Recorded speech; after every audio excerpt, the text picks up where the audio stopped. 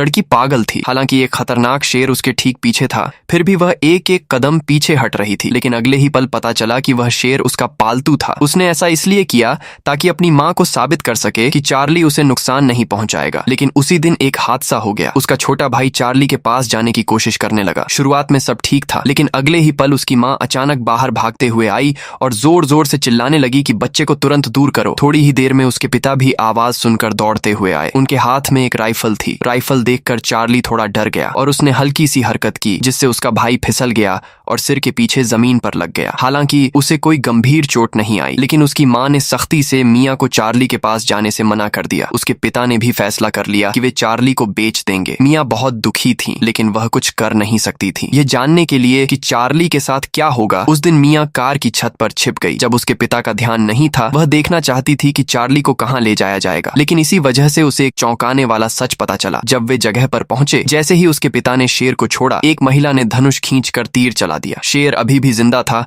तो उसके पास खड़े आदमी ने राइफल से दूसरी गोली चला दी। उस गोली के साथ ही शेर की जिंदगी खत्म हो गई। आखिर में वह महिला फोटो खिंचवाने लगी, अपने शिकार को ट्रॉफी की तरह दिखाते हुए। मियाँ को यकीन नहीं हुआ कि उसका अपना पिता ऐसा कर रहा था। घर लौटकर और खोज करने पर मियाँ को पता चला कि यह कोई अनोखी बात नहीं है। अमीर लोग पैसे देकर शेर खरीदते हैं और फिर उन्हें मारकर खुशी महसूस करते हैं। चार्ली के बारे में सोचकर मियाँ रो पड़ी, लेकिन उसने हार मानने का फैसला नहीं किया। उस रात उसने चुपके से चार्ली को बाहर निकाल लिया। लेकिन अगले ही दिन उसके पिता को कैमरे से सब पता चल गया। मियाँ को भी पता था कि उसके पिता जल्द ही उसे ढूंढ लेंगे, इसलिए उसने एक योजना बनाई। वह और चार्ली झाड़ियों में छिपकर उसके पिता का इंतजार करने लगे। जल्द ही उसके पिता वहां पहुंचे। पहले मियाँ चुपके से उनकी तरफ भागी, फिर उसने चार्ली को उनका ध्यान खींचने दिया। जब उसके पिता कार से उतरकर राइफल लेने लगे, तब तक मियाँ उनके ऊपर बंदूक तान चुकी थी। उसने अपने पिता के बुरे कामों का खुलासा किया। उसके पिता ने पहले विरोध किया, लेकिन अपनी जान बचाने के लिए आखिरकार झुक गए। मियाँ कोई सफाई नहीं सुनना चाहती थी। उसने ट्रिगर दबा दिया, लेकिन गोली नहीं बल्कि नींद की दवा थी। इस तरह मियाँ अपने पिता की कार लेकर चार्ली के साथ एक दूर के अभयारण्य की ओर निकल पड़ी। लेकिन जब वह सामान खरीदने दुकान गई तो उसने देखा कि वह खबरों में आ चुकी है। उसे समझ आ गया कि उसे जल्दी करनी होगी, इसलिए वह बिना रुके आगे बढ़ती रही। लेकिन वह इतनी थक चुकी थी कि चलते चलते ही सो गई। सौभाग्य से उसे कोई चोट नहीं आई। चार्ली उसके पास बैठा रहा और उसे सांत्वना देता रहा। उन्होंने रात ऐसे ही एक दूसरे के पास बिताई। लेकिन अगले दिन जब मियाँ नक्शे के अनुसार आगे बढ़ी और खुश हुई कि वह मंजिल के करीब है, तभी वह हैरान रह गई। वहाँ एक नया शॉपिंग मॉल बन चुका था। तभी उसे एहसास हुआ कि उसके हाथ में जो नक्शा है वह 1997 का है। लेकिन हालात गंभीर थे। मियाँ के पास सोचने का समय नहीं था। उसने चार्ली को कार से उतारा